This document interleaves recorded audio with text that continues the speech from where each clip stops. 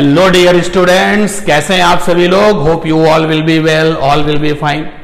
तो बेटा आज की जो डेरिवेशन वाली क्लास है, daily derivation at the rate of 5 AM, important derivation करते हैं जो कि from the chapter magnet, chapter means from the unit magnet से रिलेटेड है। तो वहां पर ये क्वेश्चन रहता है कि find the expression for the magnetic force between the parallel current carrying wires. Straight current carrying wires है और उनके बीच में हमको जो है मैग्नेटिक फोर्स फाइंड आउट करना होता है। तो चलिए इसको करते हैं, डिराइव करते हैं। तो यहां पर हमारे पास में पहले अगर कनेक्टिविटी चाहिए, क्योंकि सबसे पहले हम लोगों ने इलेक्ट्रोस्टैट्स किया है, तो वहां से जस्ट फॉर द कनेक्टिविटी आपको एक बात बता रहा हूं कि अगर हमारे पास में लाइक चार्जेस हैं, यानी कि प्लस प्लस है या फिर माइनस माइनस है, तो वहां पर रिपल्सन वाला इलेक्ट्रिक फोर्स होता है, रिपल्सन वाला इलेक्ट्रिक फोर्स होता है। लेकिन अगर हमारे पास में लाइक इलेक्ट्रिक करंट्स है, लाइक इलेक्ट्रिक करंट्स का मतलब हो गया सेम डायरेक्शन की करंट। जैसे कि अगर ये स्ट्रेट वायर है, इसमें करंट ऐसे है और दूसरे वाले स्ट्रेट वायर में करंट ऐसे है, तो ये लाइक इलेक्ट्रिक करंट्स हो गई। I1 ले लेते हैं, इसमें I2।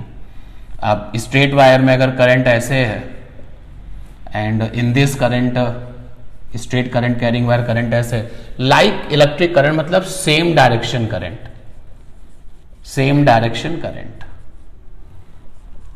तो उनके बीच में जो काम करने वाला जो मैग्नेटिक फोर्स होता है वो अट्रैक्टिव मैग्नेटिक फोर्स होता है, अट्रैक्टिव मैग्नेटिक फोर्स। तो कनेक्टिविटी आप इससे कर सकते हैं जिससे कि आप भूलेंगे नहीं इसको। और अगर चार्जेस हमारे अनलाइक हैं, अगर अनलाइक चार्जेस हैं पॉइंट वाले, मतलब प्लस के साथ माइनस है या फिर माइनस के साथ में प्लस है, तो वहां पर अट्रैक्शन वाला इलेक्ट्रिक फोर्स होता है, अट्रैक्शन इलेक्ट्रिक फोर्स। ठीक इसी तरीके से अगर हमारे पास में अनलाइक इलेक्ट्रिक करंट्स है, अनलाइक इलेक्ट्रिक करंट्स, जैसे लाइक इलेक्ट्रिक करंट का मतलब हो गया सेम डायरेक्शन और अनलाइक इलेक्ट्रिक करंट्स का मतलब हो गया अपोजिट डायरेक्शन।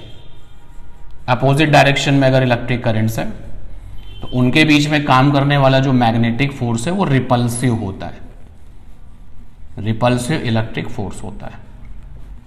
इलेक्ट्रिक फोर्स नहीं होता, वहां मैग्नेटिक फोर्स होता है, तो रिपल्सिव मैग्नेटिक फोर्स।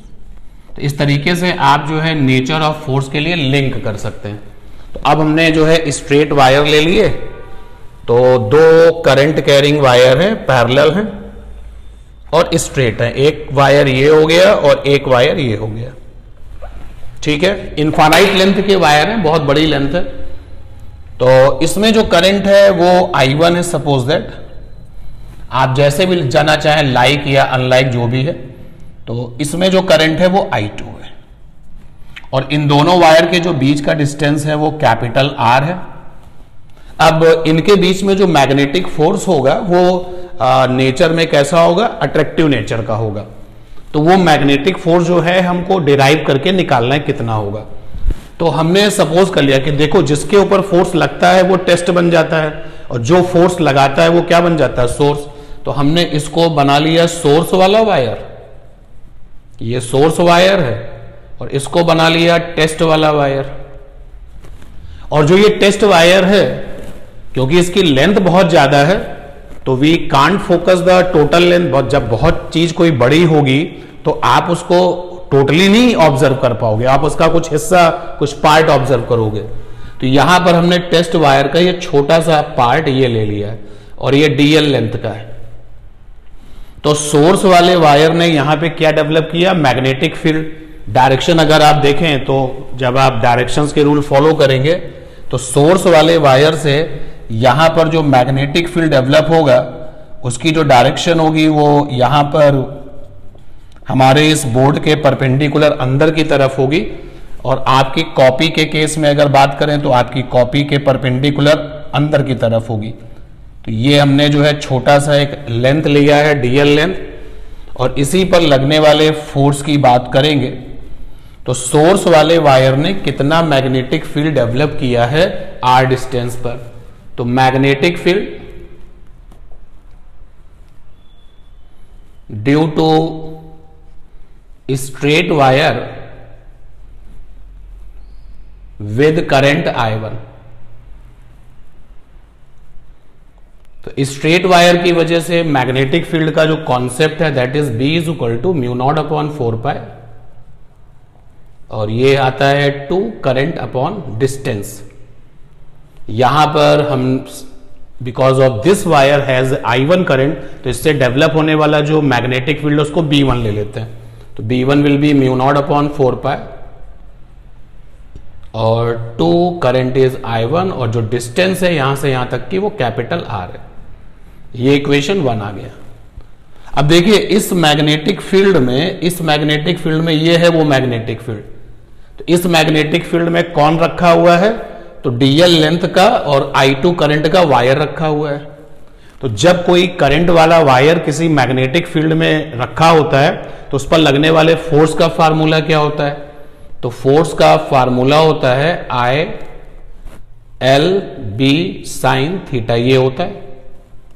तो अगर आप इस फार्मूले को अप्लाई करें तो फोर्स को हमने DF से लिख लिया, क्योंकि छोटा सा हमने पार्ट लिया है लेंथ का, तो उस पर कैलकुलेटेड फोर्स स्मॉल होगा।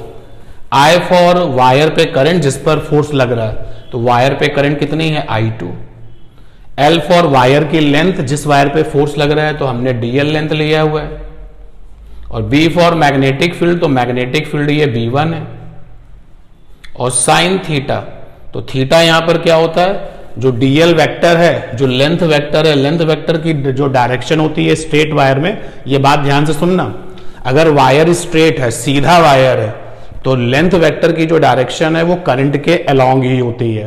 रिपीट करता हूं, अगर वायर सीधा है, स्ट्रेट है, तो जो लेंथ वेक्टर की डायरेक्शन होती है वो हमेशा करंट के साथ रहती है।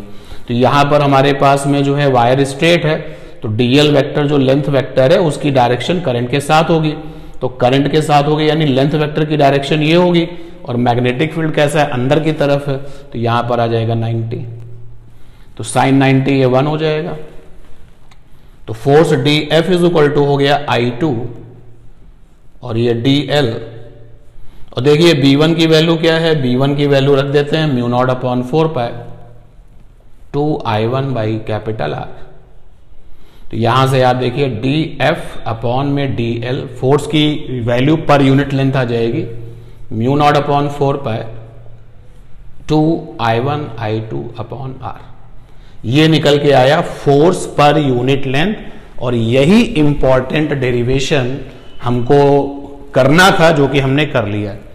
अब अगर आप जो है दोनों के करंट लाइक से अनलाइक कर देते हैं, वैल्यू ऑफ फोर्स यही रहने वाली है, नेचर बदल जाएगी। अगर आप इसको सोर्स इसको टेस्ट मान लेते हैं तो भी रिजल्ट सेम रहने वाला। लाइक करंट के केस में वो जो फोर्स आया है that will be attractive in nature, और अनलाइक के केस में जो फोर्स आएगा that will be repulsive in nature. तो बहुत इंपॉर्टेंट डेरिवेशन है, इसको जरूर तैयार कर लीजिए। 101% आपके एग्जाम में आएगा जरूर, ये कंफर्म है। चलिए मिलते हैं नेक्स्ट डेरिवेशन में। Thank you everyone, thank you so much.